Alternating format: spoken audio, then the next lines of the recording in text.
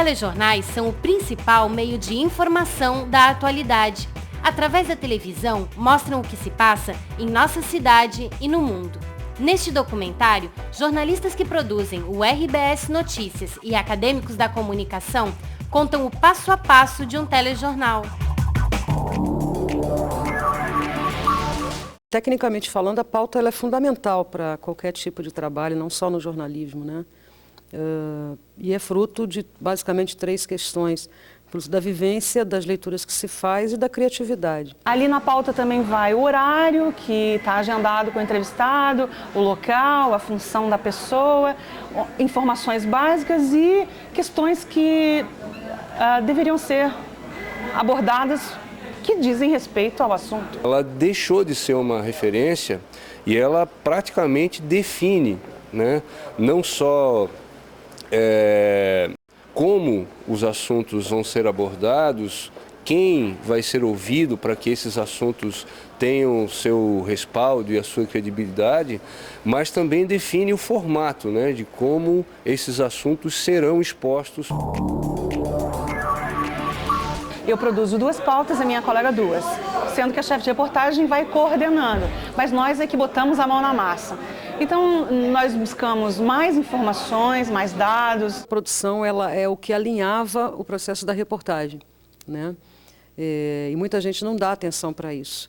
Acho que é por isso que hoje o noticiário ele é tão pobre, tão insuficiente, tão insatisfatório no que diz respeito ao aprofundamento. A notícia é construída a partir de informações que tenham interesse público, né, que tenham relevância social, informações que são baseadas no cotidiano, no factual. A gente tem 3 blocos. Um bloco que é regional, são 5 emissoras no estado, e 2 blocos estaduais que vão ao ar para o estado inteiro a partir aqui de Florianópolis. Mas o que acontece? No início da tarde, eu já tenho a previsão de todas as praças, Blumenau, Joinville, Chapecó, Joaçaba, Criciúma, do que eles estão produzindo para os blocos regionais do RBS Notícias. E eu tenho a produção também aqui de Florianópolis. Então eu pego toda essa produção e seleciono os assuntos que têm um interesse que a gente considera estadual. A reportagem depende de todo um processo, né? Que começa desde a concepção de ideia, passa pela discussão, pela busca de informações, pela contextualização, passa pelo norte do que determina os projetos editoriais, passa pela rechecagem de dados, né, pelo que a gente chama de apuração, pelo arranjo, né, pela posição dialógica das fontes. Um cuidado básico que é com a correção da informação, né? O repórter tem a obrigação de ter a informação correta e, além disso, vir com uma informação interessante, né? Não adianta ir lá fazer uma matéria que só repita o que as pessoas já saibam sobre aquele assunto. Que ele agregue informações novas e que tenham valor para quem vai estar assistindo o jornal. É importante destacar que dentro de uma reportagem, dentro de uma entrevista, o entrevistado, aquele que está repassando a informação para o repórter, ele pode ser o presidente da República, como pode ser um gari, alguém que está varrendo a rua naquele momento. A gente tem muita preocupação de buscar pessoas que realmente tenham conhecimento sobre aquele assunto. Em função disso, nós temos várias maneiras de tentar chegar até essa pessoa, seja através das assessorias de imprensa, através do próprio conhecimento teu, às vezes até o teu próprio vizinho. A fonte ela tem um sentido mais amplo, né?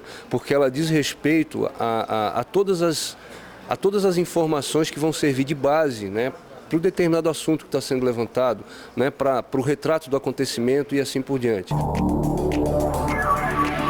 O repórter sai com a pauta, eles gravam as imagens numa fita, gravam as entrevistas e às vezes a passagem do repórter ou o boletim, que é quando o repórter aparece falando na matéria. Vem tudo numa fita bruta, que a gente chama, que não tem edição, é uma fita totalmente gravada na rua, na câmera.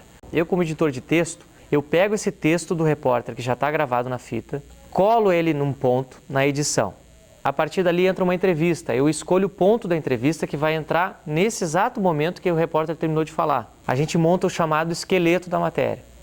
O esqueleto tem a voz do repórter, uma entrevista, a passagem onde o repórter aparece falando e de novo um off, que são barras coloridas assim que não tem imagem nenhuma.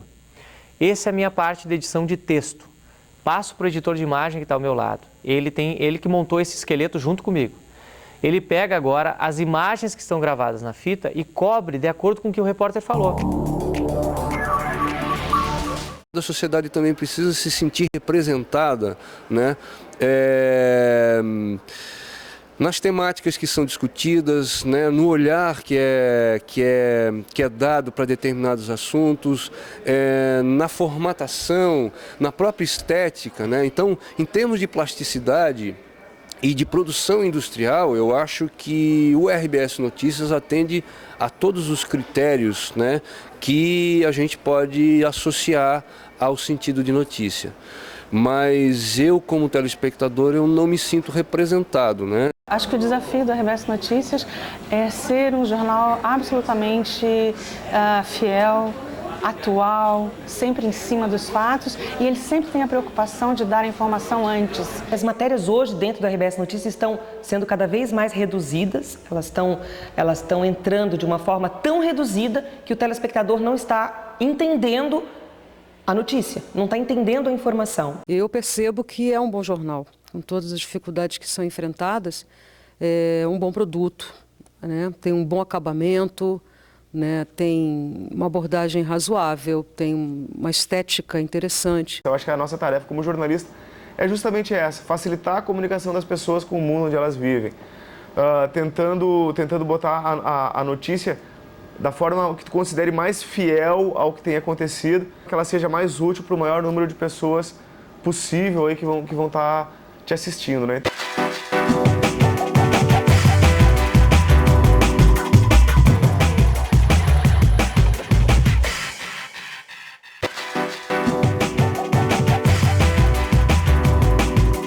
Hemocentros de todo o país começam uma campanha para incentivar a doação de sangue. Toda matéria exige o trabalho de técnicos e jornalistas. Antes do repórter entrar em cena, outros profissionais cuidam da produção da reportagem. A pauta, ela é a base, ela serve de orientação para o repórter que sai da emissora e vai para a rua fazer a matéria.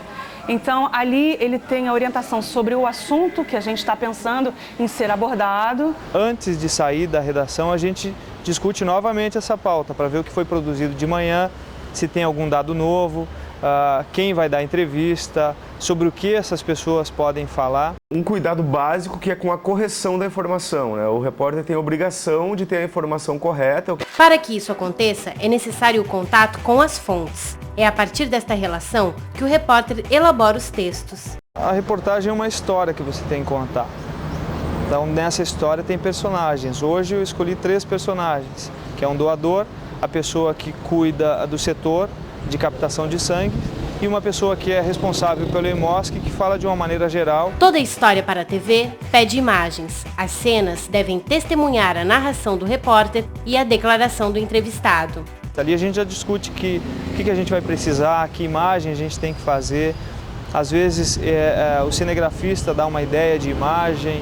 Chega a hora de selecionar as informações e as imagens. O tempo é precioso. O desafio é casar a narração e os depoimentos com criatividade e clareza.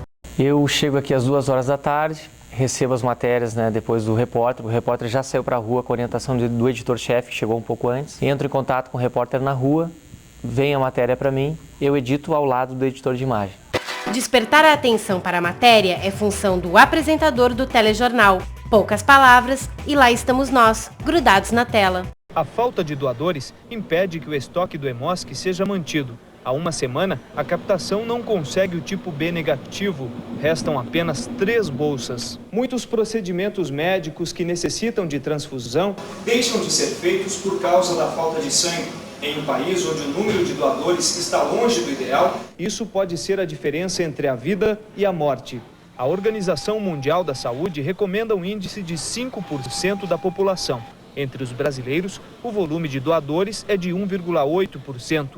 Se todo brasileiro que tivesse em condições de saúde doasse o sangue pelo menos 1 a 2 vezes por ano, a situação no Brasil seria bem diferente. Florianópolis chega a 3%. O seminarista José Cipriano doa sangue pela 6ª vez. Tendo a possibilidade da doação e a certeza de que está ajudando alguém, já é algo a fazer para a sociedade.